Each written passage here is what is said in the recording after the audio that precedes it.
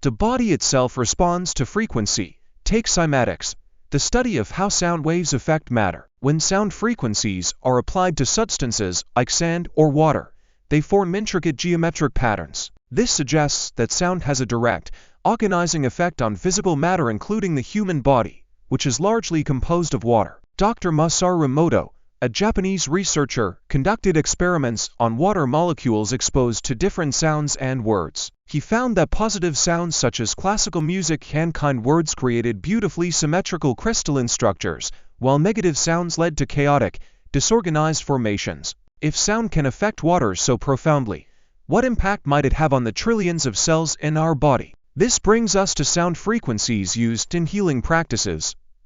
Common healing frequencies and their effects. 432 Hz, the natural frequency of the universe. Often called the healing frequency, 432 Hz is said to bring the mind and body into harmony. Many musicians believe it is a more natural tuning, and listeners report feelings of calm and balance when exposed to music tuned to this frequency. 528 Hz, the frequency of transformation and DNA repair. Known as the love frequency, 528 Hz is believed to promote healing at a deep level, even influencing DNA repair. Some research suggests it can reduce stress and increase positive emotions. 639 Hz, the frequency of connection and relationships. This frequency is associated with improving communication, repairing broken relationships, and fostering love and understanding.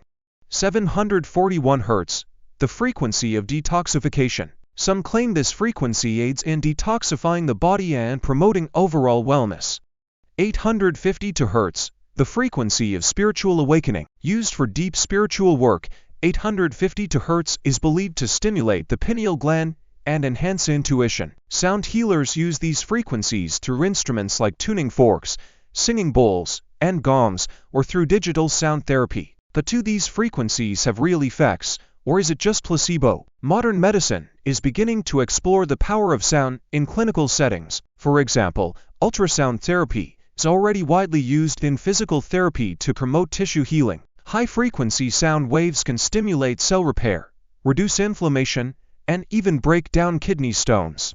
Music therapy is another well-established field. Research shows that listening to calming music can lower blood pressure, reduce anxiety, and even speed up recovery after surgery. Some hospitals now integrate sound therapy as a complementary treatment for pain management and emotional well-being. And then there's vibroacoustic therapy, where low-frequency sound vibrations are applied directly to the body. This has been studied for conditions like Parkinson's disease, fibromyalgia, and PTSD, with promising results. So, while the idea of sound healing might sound mystical, the science behind it is growing.